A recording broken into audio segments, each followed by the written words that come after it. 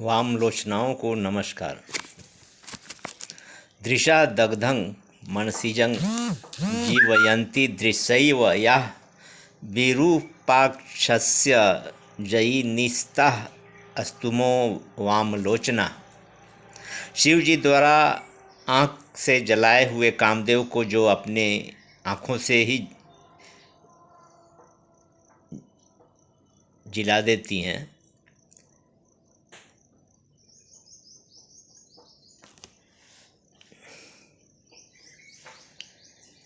उन शंकर जी को भी जीतने वाली वामलोचनाओं की हम स्तुति करते हैं।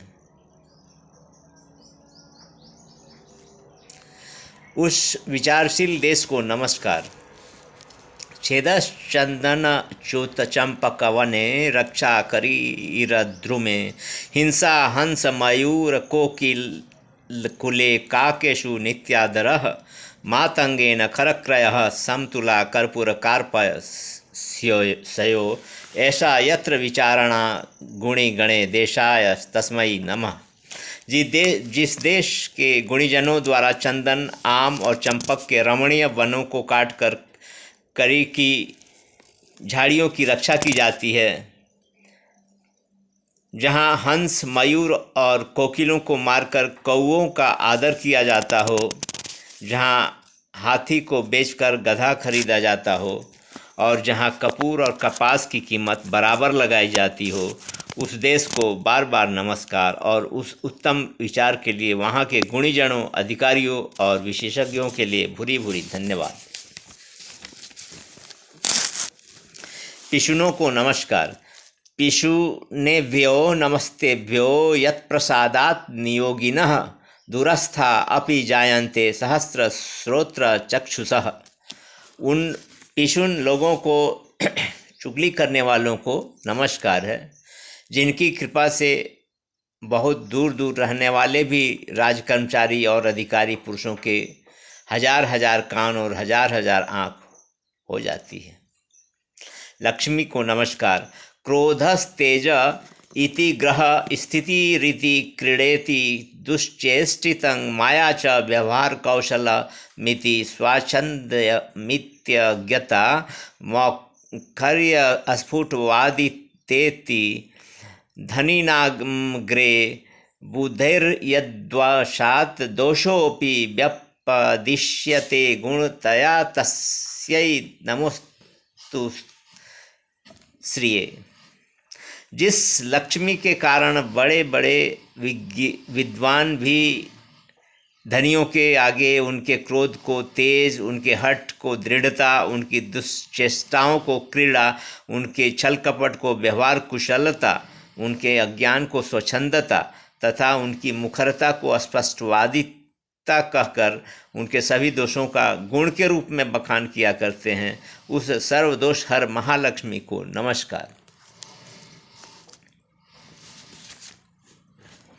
दैवी जगत के दृश्य। देवता भी ससुराल के प्रेमी। असारे खलु संसारे सारह स्वसुर मंदिरम हरो हिमालय शेते हरिश शेते महादधौ। इस असार संसार में एकमात्र ससुराल ही सार वस्तु है। तभी तो शंकर जी हिमालय में रहते हैं और विष्णु भगवान समुद्र में, क्योंकि शंकर जी की ससुराल हिमालय और विष्णु भगवान की ससुराल समुद्र है। देवताओं को भी खटमलों का आतंक। हरो हिमालय शेते हरि शेते महो दधौ कमले कमला शेते सर्वे मतकूण शंकया। भगवान शंकर, भगवान विष्णु और भगवती लक्ष्मी, ये सभी देवता खटमलों के डर से पहाड़, समुद्र और फूल में शयन करते हैं। अर्थात शंकर हिमालय में सोते हैं, विष्णु समुद्र में सोते हैं तथा लक्ष्मी जी कमल में सोती हैं। विधाता को कोई गुरु नहीं मिला। गंधः सुवर्णे फलमिक्षुदंडे नाकारी पुष्पं खलु चंदनेषु विद्वान धनी नृपतिर्दीर्घजीवी धातु पुरा कोपि न बुद्धि दो भूत। ब्रह्मा ने सुवर्ण बनाया पर उनमें गंध नहीं दिया, ईख बनाई पर उसमें फल नहीं लगाया, चंदन का वृक्ष बनाया पर उसमें फूल नहीं होने दिया, विद्वान बनाया पर उसे न तो धनाढ़ बनाया और न दीर्घजीवी। सृष्टि में यह भयंकर कमी क्यों रह गई? मालूम पड़ता है कि विधाता को वैसी बुद्धि देने वाला कोई गुरु नहीं मिला। ब्रह्मा जी भी तम्बाकू के समर्थक। विडौजा पूरा पृष्ठवान पद्म योनि धरित्री तले सारभूतं किमस्ति चतुर्भि मुखैरुतरं तेन दत्तं तमालं तमालं तमालं तमालम। किसी समय ब्रह्मलोक में जाकर इंद्र ने ब्रह्मा जी से यह प्रश्न किया कि भूलोक की वस्तुओं में सबसे उत्तम एवं सार वस्तु क्या है? इस पर ब्रह्मा जी ने अपने मुंह से नहीं, चारों मुंह से तुरंत उत्तर दिया कि तम्बाकू तम्बाकू तम्बाकू और सिर्फ तम्बाकू। मानो पहले से ही यह ब्रह्मा जी को का सुनिर्णित और पक्का मत था। विधाता की मूढ़ता। कस्तूरिकां तृणभुजां टवीचराणां निक्षिण्यनाभिषु चकार च तान वधारहन्। मूढ़ो विधि सकल दुर्जन लोल जिह्वा मूले अस्मा निक्षिपति चेत सकलोपकारः। जंगलों में शिकारियों द्वारा बेचारे निर्दोष हरिणों की हत्या देखकर किसी सहृदय व्यक्ति ने कहा, बेचारे हरिण जंगलों में रहते हैं और तन कुछ भी खाकर जीवन निर्वाह करते हैं, किसी का कुछ नुकसान नहीं करते, फिर भी वे इसलिए मारे जाते हैं कि विधाता ने उनकी नाभि को कस्तूरी की उत्पत्ति का स्थान बना दिया है। पर यह विधाता की कितनी बड़ी भूल है। यदि वे इस कस्तूरी को हरिणों की नाभि में न रखकर दुर्जनों और चुगले लोगों की चंचल जिह्वा की जड़ में रख दिए होते तो इससे सब लोगों को महान उपकार होता। अर्थात कस्तूरी के लिए ऐसे सभी लोगों की जीभ ही काट ली जाती और तब न उनको जीभ होती और न वे इधर उधर चुगली कर पाते।